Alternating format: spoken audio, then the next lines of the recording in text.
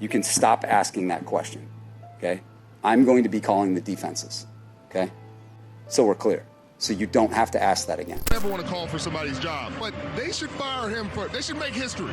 They should fire him at halftime. Ladies and gentlemen, we woke up on Friday morning, and as we predicted very, very late on Thursday night, the Los Angeles Chargers finally made their decision on Brandon Staley. And now things are a lot more interesting as a result of it. I've never seen a more optimistic Los Angeles Chargers fan base in my entire life. And it's because the possibilities are endless, but the one plan that the Chargers should have is the one that I'm about to bring you in this video. So before we get to the content, make sure you drop like, subscribe, and turn on our notifications to help the channel grow. We're making a huge push on Snapchat. It kind of allows me to give you more of a behind the scenes look at what I do on my day-to-day life, a bit more than Instagram. So make sure you follow us on Flight Mike Snap. Now that we get all that out of the way, break.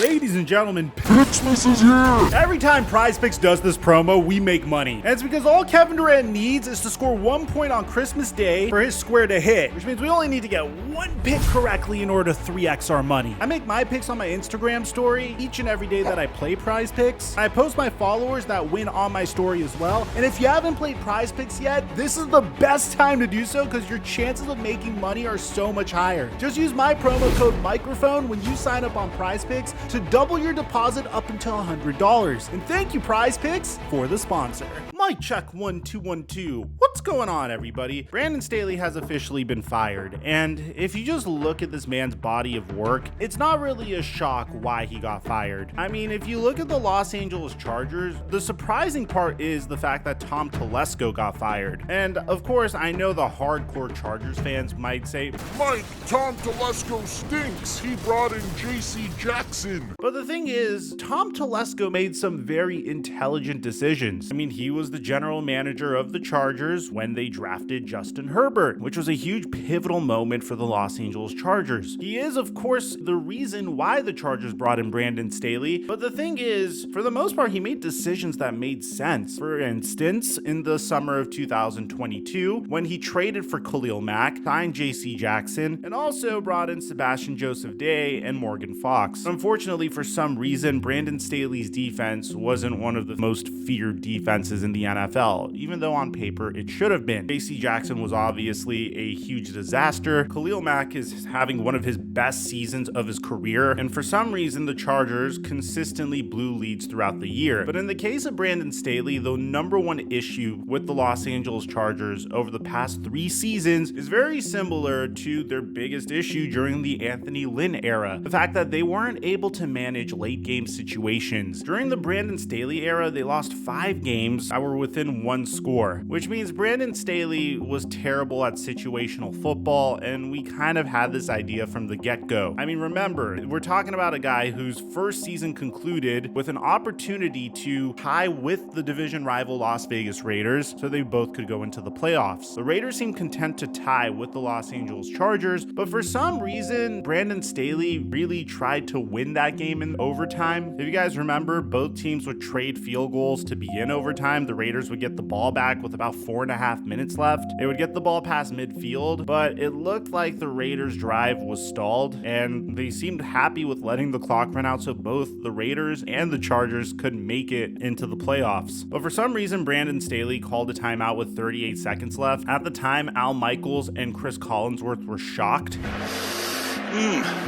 What? I'm trying to process this myself. Wow. Which allowed the Raiders to run a play with Josh Jacobs, which would gain 10 yards to get into field goal range before kicking the game-winning field goal to end the Chargers season. At the time, Brandon Staley displayed probably the number one reason why he got this job, and that's the fact that he's really charismatic and is very good at spinning things to make him not look like the world's biggest moron, because this is what he had to say as a result of it. Needed to get in the right grouping. We felt like they were going to run the ball, so we wanted to get our best 11 personnel run defense in, make that substitution so that we could, get a play where we would deepen the field goal. Now, Brandon Staley's second season would also end in embarrassing fashion. Now, bear in mind, this was the season where the Chargers went all in, brought in Sebastian Joseph Day, traded for Khalil Mack, signed J.C. Jackson. But the signature moment in this season was their matchup with the AFC South champion Jacksonville Jaguars. Chargers went up 27-0 in that wild card matchup. They would go up in halftime 27-7 and would have 5 takeaways, including 4 interceptions. And in the second half, the Chargers only had 4 drives. 2 of them ended in punts. The other 2 ended in field goal attempts, which included a miss. Jacksonville would score on all 4 of their drives, and they would score a touchdown on their first 3 drives of the half before kicking the game-winning field goal to win 31-30. And once again, Brandon Staley displayed his best attributes, saying this: I don't think we played clean enough football. I didn't think we made enough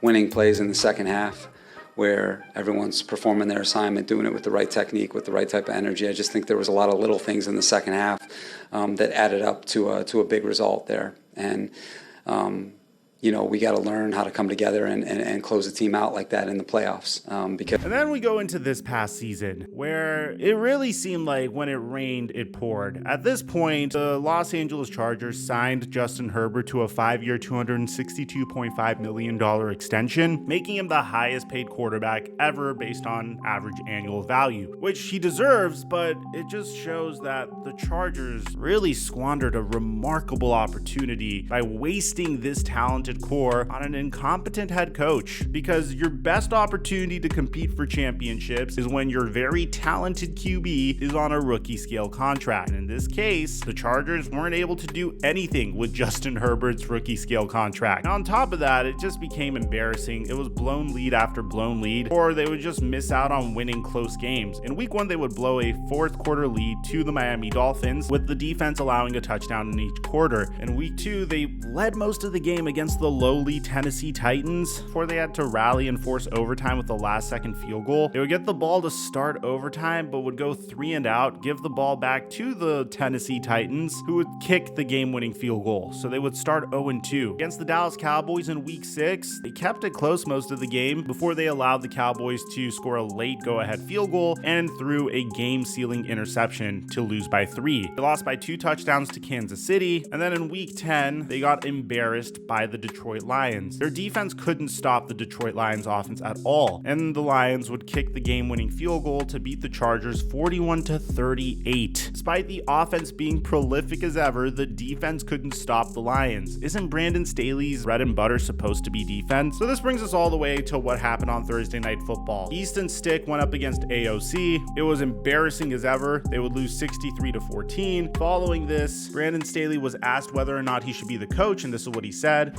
Yes. I know that what I've done here for 3 years, and I know what I put into this, and I know that we're capable of going.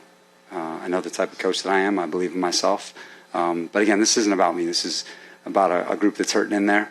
We got to get some rest, and we got to get ready for Buffalo. So you might be wondering, what's next for the Los Angeles Chargers? Well, it's actually really exciting. A huge storyline of the NFL this year is how terribly the New England Patriots have been doing. And in years past, if the core was the same, if Tom Brady was still there, or if a lot of the essential pieces were still there, I would say that there's no way, shape, or form that Bill Belichick is getting fired. I don't think Bill Belichick is a bad coach by any means. I even think he has moments of being a brilliant general manager. Just look at what he did to the New York Jets this past NFL draft, where he allowed the Pittsburgh Steelers to trade up with them and take Broderick Jones just so the New York Jets wouldn't be able to fortify a very weak offensive line. And I don't want to say this is the direct reason that Aaron Rodgers tore his Achilles tendon, because it's not like Broderick Jones has been amazing, but you gotta admit, this was one clever maneuver by Bill Belichick. And then he moved back and selected Christian Gonzalez, who was remarkable when he was healthy. I don't think Bill Belichick's a terrible general manager or a terrible head coach. I just think that the time has come for the New England Patriots to rebuild, and if the New England Patriots want to move on from Bill Belichick, which there are reports suggesting that they do, then they could get a significant amount of assets for Bill Belichick. Remember, Sean Payton didn't just leave the New Orleans Saints. Sean Payton was traded to the Denver Broncos for a 2023 first round pick, a 2024 second round pick, and the Saints also gave gave up a 2024 third-round pick.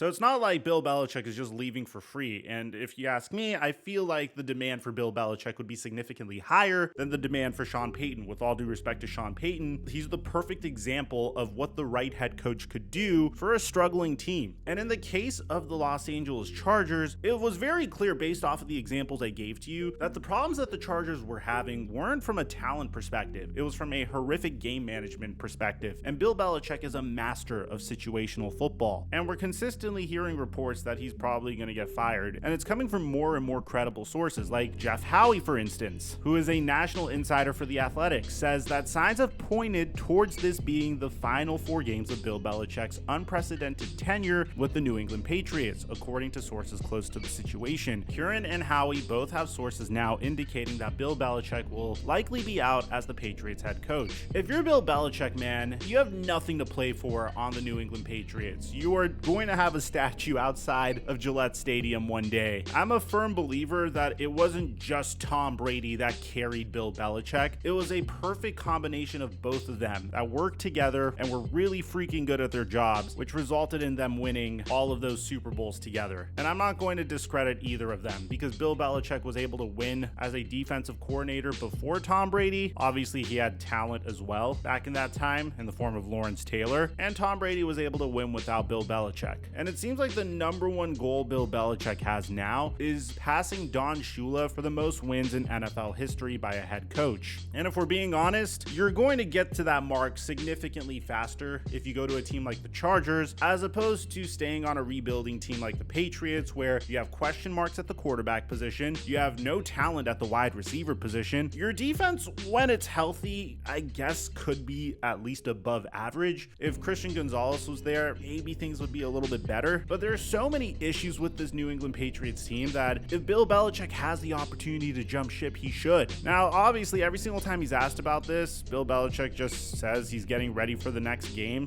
Yeah, I'm getting ready for Kansas City. That's what I'm doing. Have you and Robert discussed your future beyond this season?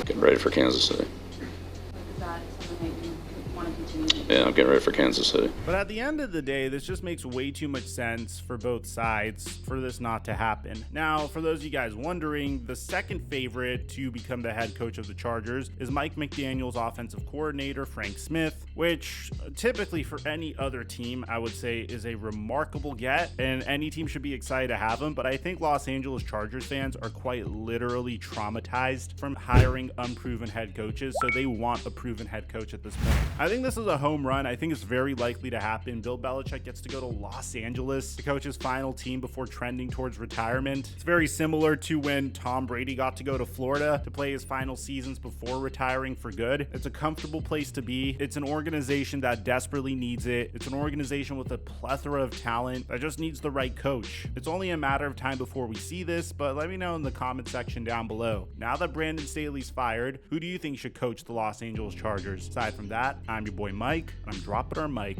until our next upload.